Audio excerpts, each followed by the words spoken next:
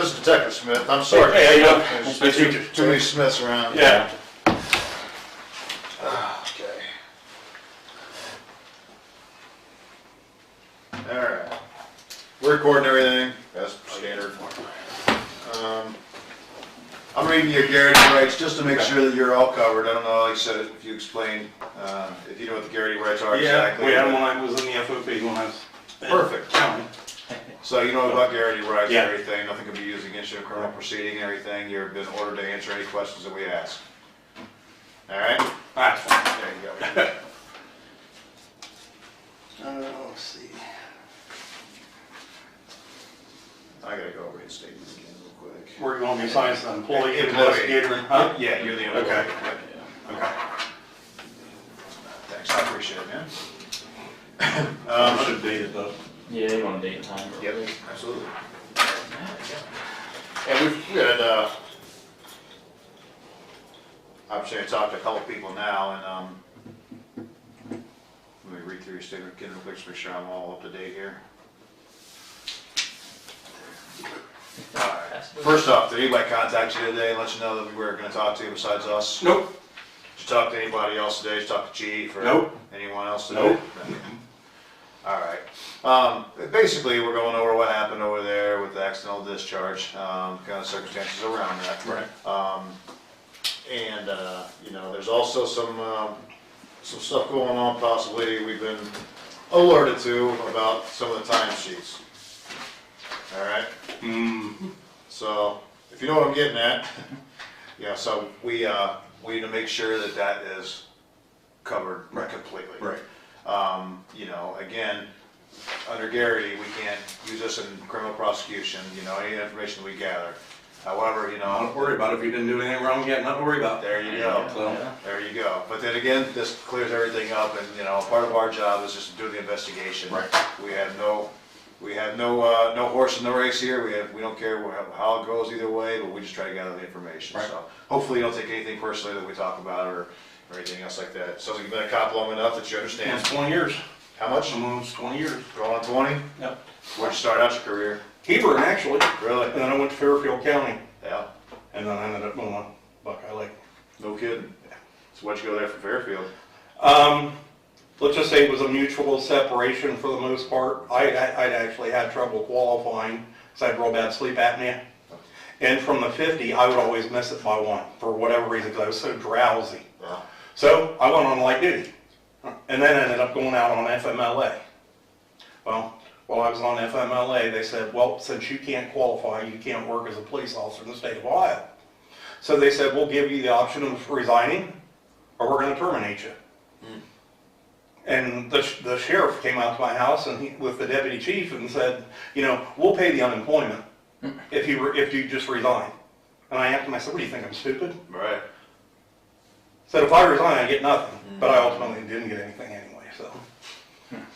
So you ended up back at Buckeye Lake just to keep your I connection? knew Andy and Jimmy over there. Okay. I first went back to Hebron, but they said because they're CALEA, they can't hire somebody that's been terminated from another agency regardless if they worked there before or not. Well, Because that's where I went first. makes sense.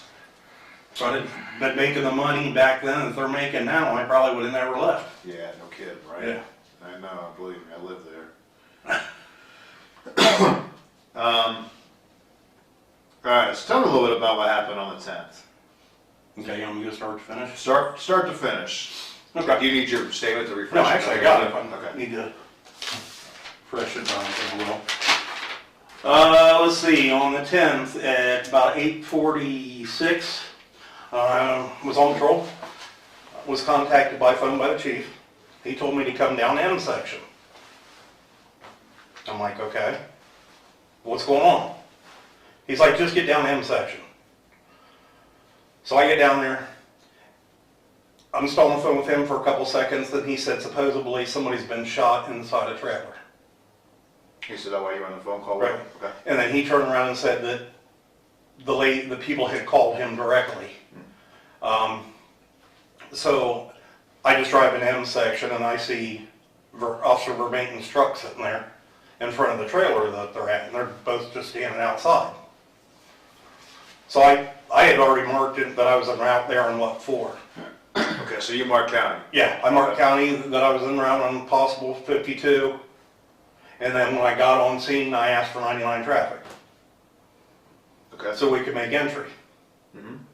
So as we're standing by the front door, they're trying to figure out how to get in, if they're gonna have to kick it in or what they're gonna have to do. Mm-hmm. I said, well, I got a pry bar on the car, didn't want the pry bar, so they were able to get a key. Mm-hmm. So once they opened the door, Vermaten went in, well, let me back up a second. Jimmy asked me if I had a shotgun in my cruiser. And I told him no, because I don't have a shotgun rack or anything in my cruiser. He goes, do you have your rifle?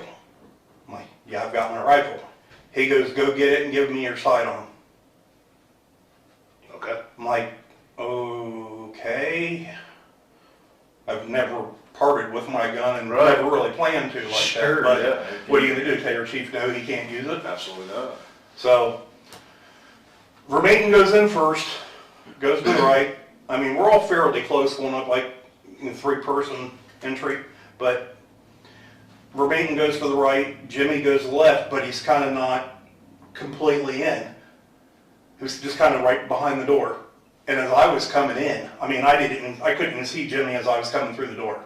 Mm-hmm. I heard bang!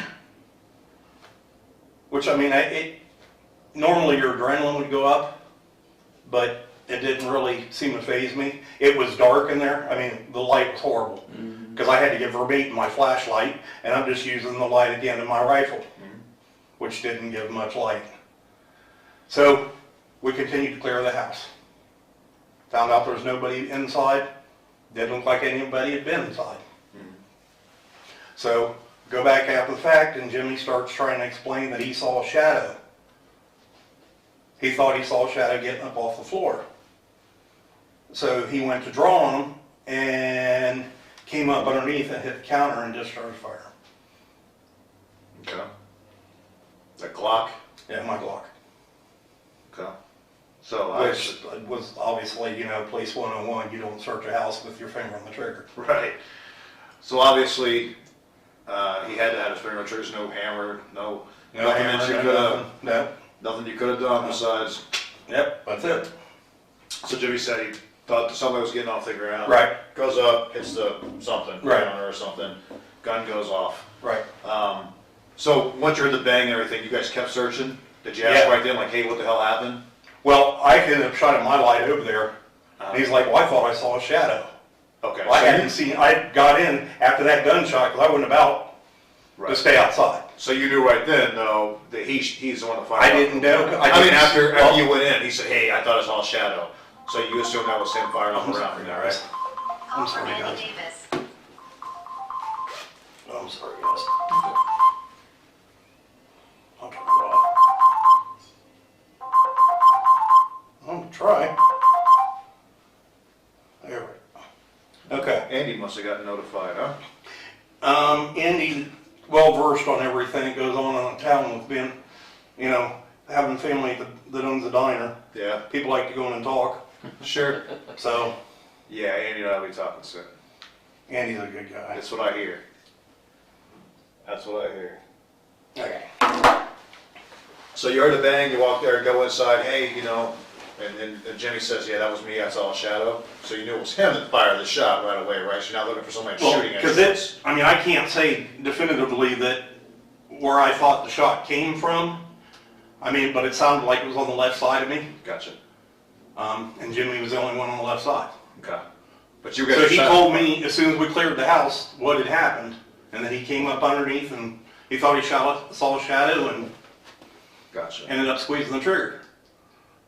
Okay. So I started trying to look around for the round because I want to know where the round went. That's a round out of my gun. Yeah. And him and Vermaten said, well, must just went through the floor someplace. I said, there's got to be a hole. Right. There's got to be something. That bullet went someplace. And one of the two picked up the casing. I don't know which one because I didn't pick it up. And then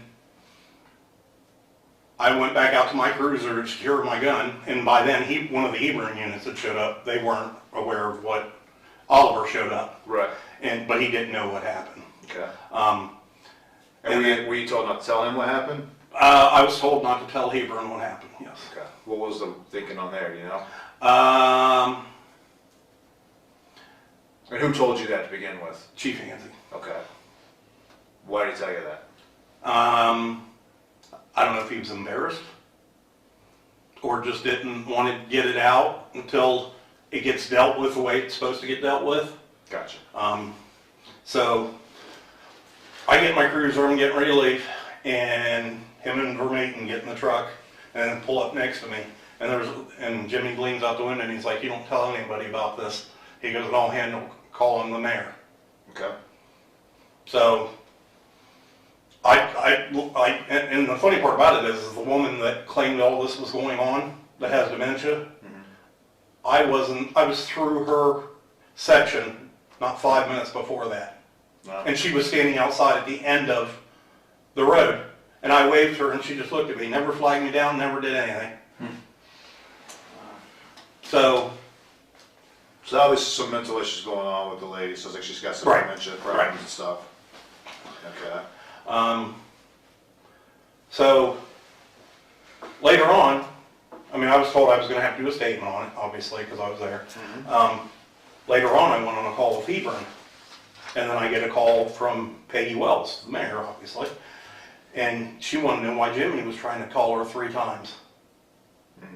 And I said, "Probably tell you about an incident that happened." I said, "But I'm on a call with Hebron right now, I can't talk." She goes, "Well, call me back when you're done."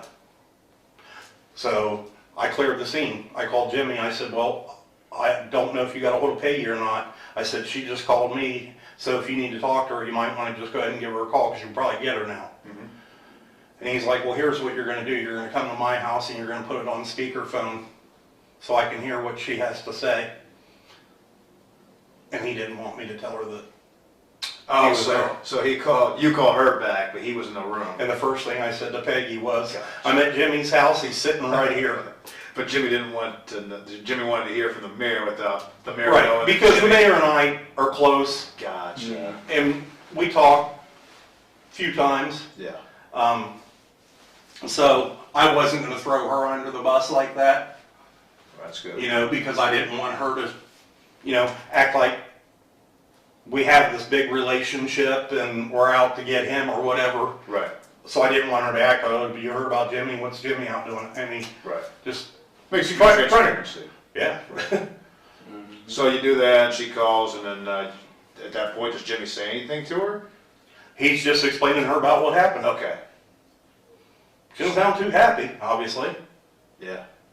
I think I overheard the words that he wasn't supposed to be working. Yeah. I mean, I did come to his defense and say, well, he is the chief of police. Technically, he's on duty 24/7. Right. He lives in the town.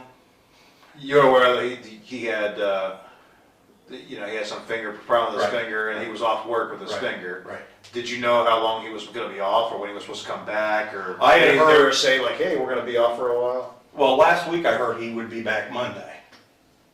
This Monday. This previous Monday, yeah. Okay. Which would have been what date? So what's the 15th? Yeah. Today's 15th, so Yeah. he should have been back.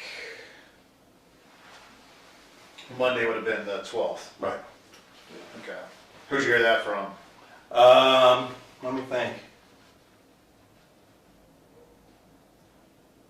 I can't remember if I heard that from Andy or what.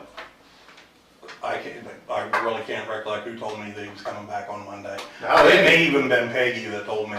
how's Andy know all this? Andy seems to know a lot. Andy he's able to find out a lot. He sure is.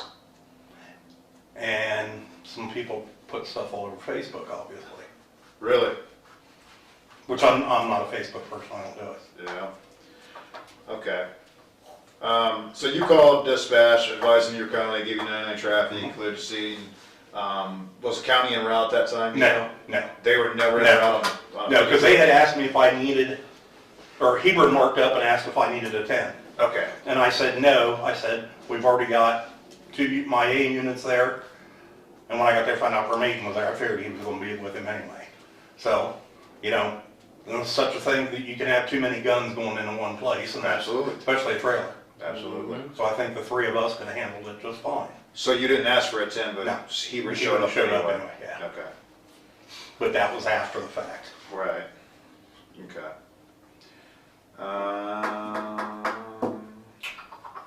All right, so going back then to the time cards. It's come to our attention that there's some time cards that have been filled out, maybe some hours put on there that shouldn't be on there, auxiliary-wise. What do you know about that? I haven't seen any logs for any auxiliaries.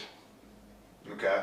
And I have a guy that comes and rides with me all the time, and I told him the other day, I said, you need to get a log sheet together, start making a copy and putting it in the reserve book so you can prove that you're coming out here and working. Right. Because I mean, we're not calling Jimmy all the time and saying, hey, Jackson's out here working.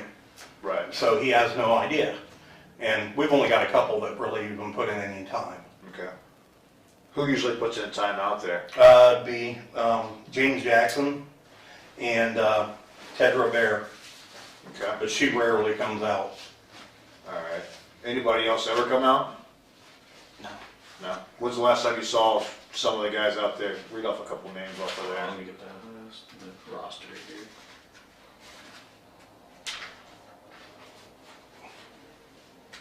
Oh, there it is. Alright, as far as A units go, you said James Jackson comes Right. out. Is he usually pretty good about his 16 hours a month? Oh yeah, He's okay. Ben Justice. he rarely comes out because he's also got a commission as a police officer with the VA. Okay, alright. Tyler Thompson. He comes out quite a bit, but he just got a job at Hebron. Okay, he's the He's one the that Hebron got guy. full Yep. time or something. Okay, we heard about him. Dory Vermillion. Seen her work once in the last year and a half. Okay. Wow. I think she covered one shift. In a year and a half. in a year and a half. And she's not coming out doing her No. 16, even when you're not there, you don't think? No, Alright. James Bartow. Is that, not really anymore. I mean, his medical issues and everything, he doesn't come out. I think somebody said something about that. Okay. He has some medical issues, so he hasn't been coming out. When's the last time you remember he was out? maybe a month, 2 months ago, Okay. somewhere around that line. And then Tedra Bear. I'm not 100% sure when she always comes out because she doesn't come out and ride with me. Okay, but she does come out, or? She does come out. Does come out. Yes. Okay. Did you get those that? Yeah.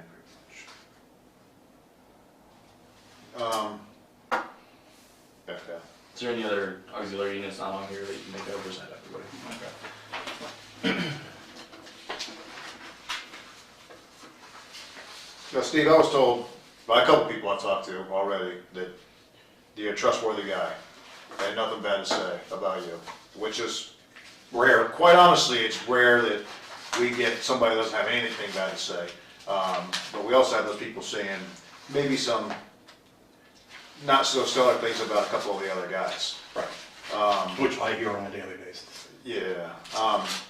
But what I was told over everything is that you're a truthful guy. Right. So I have no reason not to believe that. I just want to make sure that I've covered all my bases right here, because what I don't want to see is come back and, because we're going to get every piece of paper from the last year of anybody who did anything. So, you know, if there's something that doesn't add up there, I don't want to see anybody get hemmed up on it. So if you know somebody that is definitely not putting their hours in, but is definitely getting credit for hours, I'd like to know. Well, I think there's always been discrepancies, not even just the auxiliaries. It's, you know, some of the other paid. I mean, I've had my timesheet got altered before after I signed it. Right. They changed all these hours, and then it put down that I worked 2 to 10 on a day when I didn't. Okay. And my shift doesn't start at 2. Who altered that? Jimmy put it on there. It wasn't even in my handwriting on the timesheet. Okay. Did Jimmy tell you why he changed it? No. You just got, I said I didn't work 2 to 10. He's like, oh, we'll make it up another time. okay. Well, me being worried about getting in trouble, I let everybody in the office know about it. The Mary, which was the one that cuts the paychecks, Michelle's one of the office staff, and Valerie, let them know that I didn't work that. And I had them pull the copy of my timesheet, and I said, that's not my writing. Okay. How long ago was that?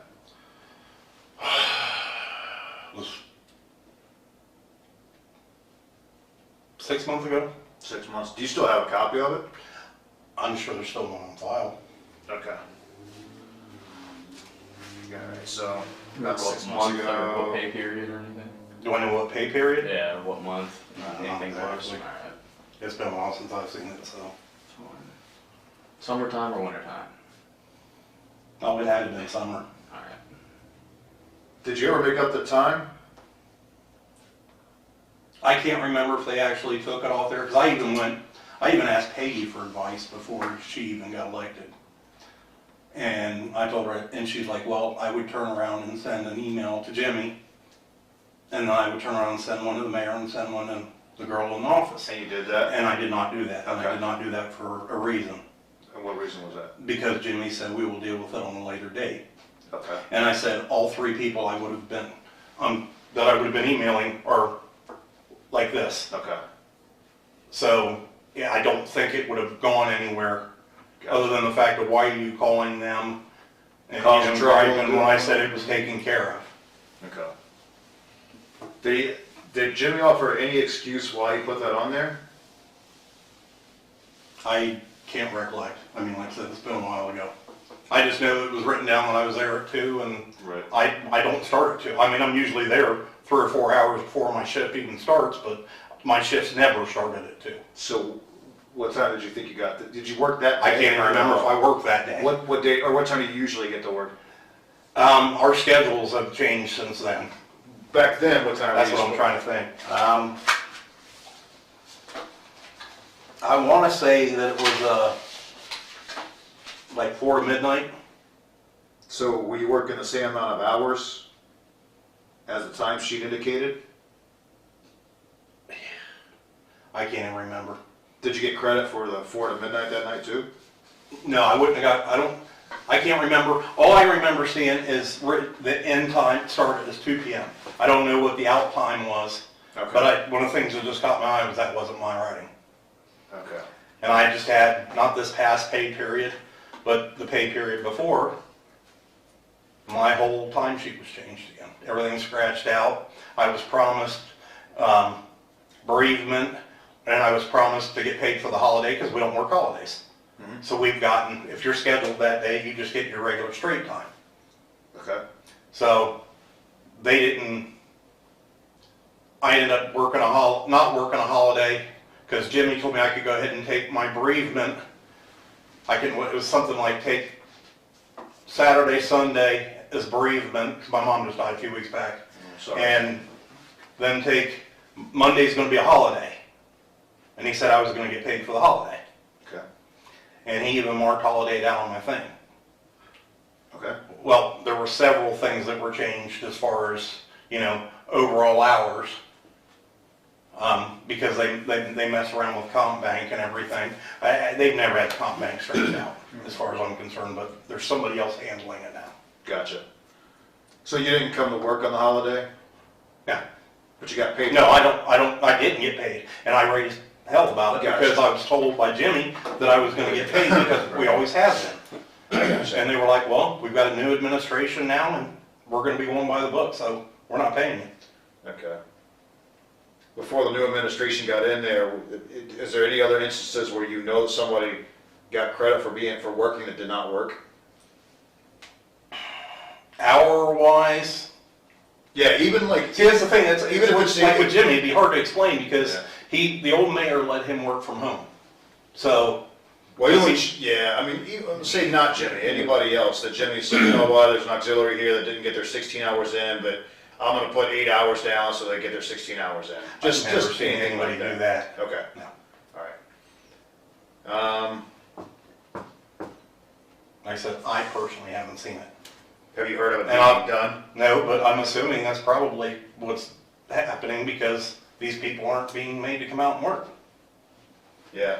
And you've got to have 16 through the state as well as 16 through our office. I mean, it's across the board. Have you seen that there's no way, does it seem realistic that these guys are working 16 hours a month? Besides Tedra and Jackson, No. Okay. now I was told before, because I questioned why the auxiliaries never come out. I'm kind of a straightforward kind of guy. And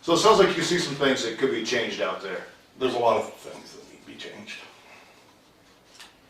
Anything else brought up or anything else we need to know about? No, Okay. I haven't talked to Jimmy since Monday, because I had to call him about a call I was on later that night, but Okay. we don't normally, Well, you we don't understand, talk. you're not talking to him about this either? Right, So if he asks you, Right. you just tell him that we told you you're not allowed to. right. You know, you're not being insubordinate at that point to him because he's not even allowed to ask you. Well, it was brought up about why I told Peggy that Jimmy had told me not to tell Hebron. And I said, because she went, I ended up telling him, I think it was actually later in the night, I ended up telling him, well, Peggy was wanting to get a statement from the Hebron officer. Said, but he got there after the fact. I said, but you told me not to say anything to her, or say anything to Hebron or anything. And I said, well, I said, she asked me, I told her. He goes, oh, you're really going to do a brother in blue like that? Basically throwing me under the bus. So you And everything. And I said, Jimmy, I told you before, I'm not going to ever lie to you. You may not like what I have to say, you may not like what's coming out of my mouth, but I'm never going to lie to you. So, So he's a little torqued off that you're talking to the mayor. yeah, he told me he seemed to think there was some secret squirrel meeting going on. Seems to be some rift between the mayor and Jimmy, if I'm reading things right. I'd say, it seems like. Yeah, it seems like me a little bit of something. little bit. And I try and stay out of it, but Peggy calls me all the time, or she'll stop and talk to me, and then I get the call from either Jimmy or well, it's usually Jimmy that calls me, but I'll either see him drive by or Romaine drive by, and I'll get a call from Jimmy. What did the mayor want? So Romaine and Jimmy are pretty tight.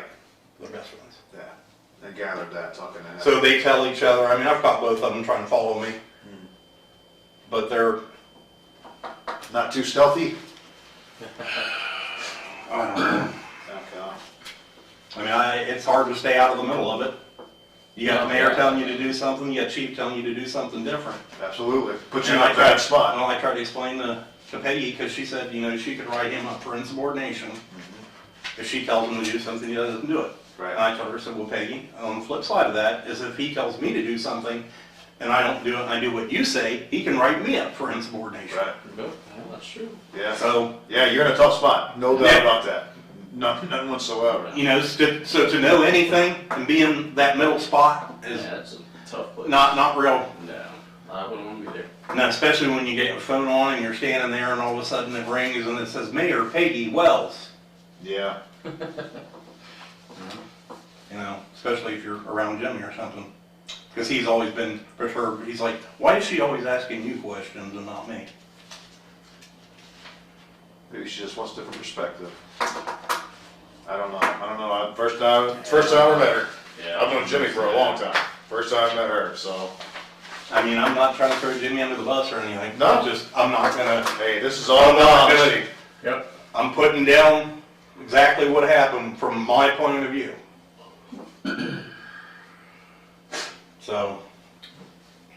So let me go back to the accidental discharge incident here.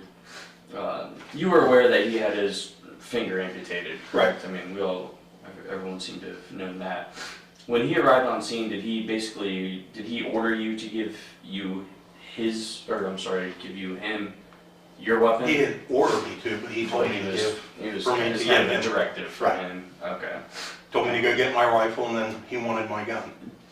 At that time, did you know of his status of working as far as, I just had my finger cut off, like I can go back to work? No, I had heard he was coming back to work, Okay. but But you heard it was that Monday. right, You heard That it was was the Monday. following Monday. right, that he was already cleared to come back, and I never questioned giving him my gun.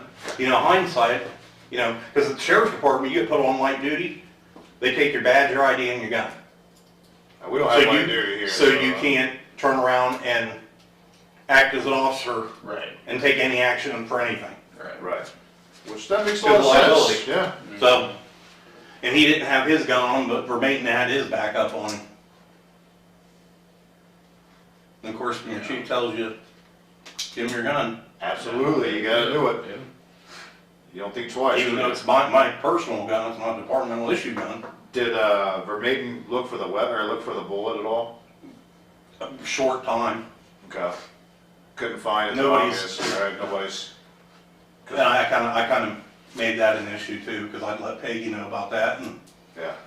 I said, I'm just not comfortable that a round was shot and my round to my gun is sitting in somebody's trailer and it's unaccounted for. Let me ask you this. Do you guys typically not do a report on something like that? Like an official report? Yeah, we do. Well, I mean, we'll do a call record. Right.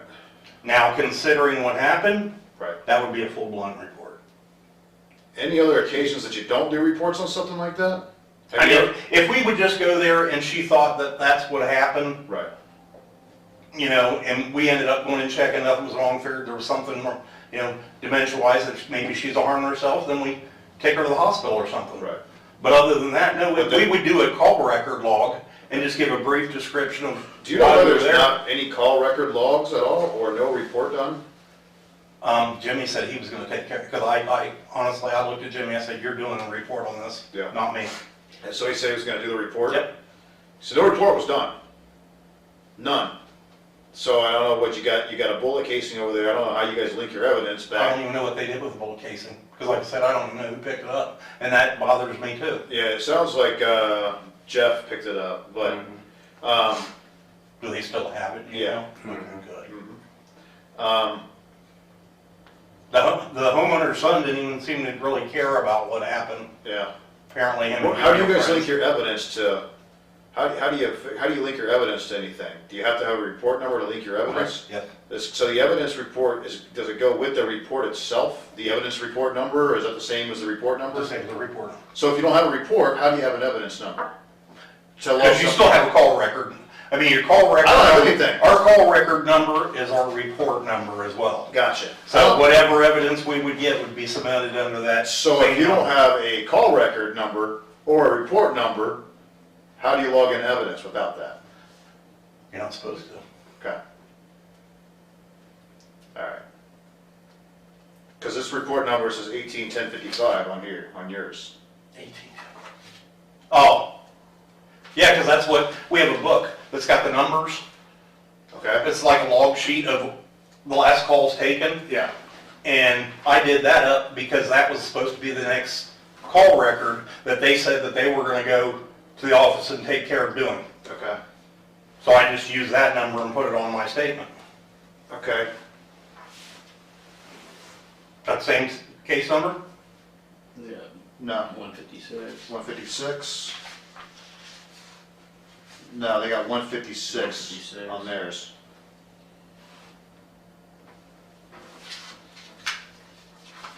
I'm gonna have to look into that. Yeah. I'm pretty sure it's 155. Okay. And that's a screwy way of keeping track of records anyway. Yeah, it sure is. You guys need to get a computer system to do that. And you can't even, none of us even know how to go in and look people up for stuff. Really? I mean, with our new computer system, if we want to pull up an old report log or a call record log, none of us can get in and do it. Yeah, because I talked to Hanzey for just 5 minutes there. He said, I don't have a call record, report, anything. Who was he putting that I said on? he was supposed to fax or something. Was he He was gonna was he fax saying that I was something. supposed to do that? No, No, there was he none done. just- There was yeah. just nothing done. And I was like, well, because the way we do things here is if we have an incident like that, we have to do a report. Right. So that way you can link things back together. Right. And you're taking statements have to go somewhere. So Right. they go with the report, in the case file, so you have to have it. So that's why I was asking if this is common practice to not do a report on a situation like that. No, I mean, we're supposed to do at least a call record log on every call we go to. Okay. And that call record log, is that a short report basically, or is that something on just your log, on just your run? It's a short report. It just basically gives the breakdown of time, date, address, Just who, what, who was where? there. Yep. And then just a real brief description, not a full narrative of what happened. Do you also have a run log for these? Do you guys do run logs anymore, like road log? The old school road logs? Do you still do those? Yeah, I still do a road log. So do you have a road log of this day then, obviously, right? Okay. And those And like I said, those Sheriff's are- Department has the recording too, I'm sure. right, and those are all saved too, your road logs. Yeah. And put in with the monthly reports, and then put it in a big envelope and, right? Okay. Gotcha. I'm learning a lot how you guys do business out there. Yeah, a little different. A little different. Yeah, and I always try and compare it to the Sheriff's Department. I always get told this isn't the Sheriff's Department. Yeah, I mean, Yeah, but it's the right their way to way, do things. That's right, there is a right way to do things sometimes. There's a different way of doing things, but there's Different also way. a right way of doing things and a wrong way of doing things. And, You know, just like, you know, how many of your guys have access to your evidence room? two, the evidence tech and the backup. We've got 23 guys. You know who had evidence or access to all of our evidence? Probably every- Anybody that worked. Right. And I've tried to explain to them over and over again, you can't do that. They need to go in a temporary locker, locked up, Right. and then whoever's in charge of the property room the next day takes it out of there and reclassifies it into the property room. Yep. Yep, it's a good way to get hemmed up really, really fast. Well, I said that. I said the Attorney General wanted to come in here and do an audit. Yeah. Sounds like, sounds like you guys need to do some things to kind of get back in the 21st century a little bit when it comes to that stuff, You got to, Yeah. because the state unfortunately will come in and really rail you, if you're not doing everything right. Well, and that's what I tell everybody. I said, the good old boy way of doing things is over. That's over You with. can't do Yeah, that nowadays. absolutely. Nope, not with all these cameras. Nope. And everything's getting recorded. Okay. I guess the only other thing is, did Jimmy ever say anything else about not talking to anybody or there'll be repercussions for it? Just when he talked to the three of us, or the Vermaeten, Haas and I, just that we would be written out. If you If he talk- found out for sure and had proof that one of us is the one that was out saying something, then he was gonna write us up. Saying something about this particular incident? No, about Just before. people at the department, whether it's complaining about Jimmy or Gotcha. Vermaeten. He says if he hears any of that. I got you. I just wanted to clarify that. Yeah. Okay. All right. I got nothing else, man. I think that's good. I appreciate it. And, once you leave here, if you think of something, give me a call back. I think that there's definitely some changes that, you guys may need to start thinking about incorporating over there to help yourselves out a little bit. And, we'll be in touch. I've had a lot of ideas, but they just, Yeah. Well, they'll fall people are afraid of change. They are. We have people here that don't want to change, sometimes, but luckily we have administration that, is open to change a lot of times, so that's always good. Did you use some alcohol on either Jimmy or Vermaeten when the night of the incident? No alcohol? Mhm. Okay. Cool. That's our chief. I don't know. I don't think either of those two drink. Yeah, that's what I was told they don't drink at all, I've heard that too. but, yeah. All right. If you think of anything, like I said, man, give me a call back and we'll muddle through all this stuff and, try not to have to interview you anymore so you can go about your day and not have It's all right. a crappy time. In the meantime, don't discuss this with anybody. Obviously, Andy's curious and he's calling you now, and he probably wants to Andy know always calls what's me. going on. But you let him know you can't tell him that you've been ordered not to tell. All right, and in that way, because I'm going to talk to Andy too. Okay. And if there's information Andy has, I want it. And it sounds like from the people I've talked to and the people that used to work for Buckeye Lake that don't work there anymore, that I've talked to, said that he is the man to talk to about some of this stuff. So That is. I want to get with him and get him in here as well and get all the information he has. So if you wouldn't mind not calling Andy for a few minutes, because I'm going to give him a call. Okay, that's fine. Okay? Any questions for us? Yeah, just thinking, making sure I didn't leave anything out of anything. That looks like it's pretty Any good. unanswered questions or anything. No, looks like a good statement. Well, no, actually, it looks like a bad statement. Other than But that's all my typo errors. Oh, that's all right. we all have those. Okay. Oh, I'm gonna go off here. Done. 44 minutes. Like normal. Before 4 o'clock. Oh, right, Right at at 4 4. o'clock. Oh, good, I'll be able to start listening to the game. Yeah, there you go. Get your insurance stuff figured out, or? Yeah, kinda. Not overly happy with what they gave me for my truck. I was going home from work the other night and got hit head on. Yeah, that's what I heard. What the hell? That sucks. Girl didn't swerve, didn't hit the brakes, didn't do anything. Jeez. I hope you get that situated. Well, they gave me $3 grand more than I paid for the truck. Well, that's not bad. But it's still not enough to replace it. Right. Not even close, not even something with, because it was a 2010 Ram 1500 No. crew cab with 20 wrench rims and everything on it. And Wow. yeah, I can't find it. You can't even find the 2005 for $9 grand. No, I hear you. If you get back to the station and you start getting some flack or anything, you know, let somebody know. Okay? I don't know if I will. Let's hope not. Now, hopefully I don't get the question of, so what did you tell them? You simply tell them. That's an easy one. Yeah, that's an easy one to take care of. Yep. All right. Hey, All right, buddy. thanks again, man. No problem. Appreciate it. Be No safe problem. out there, Yep, okay? you too. Are you parked out back over here on the side of the building? I am on the side, yes. We'll let you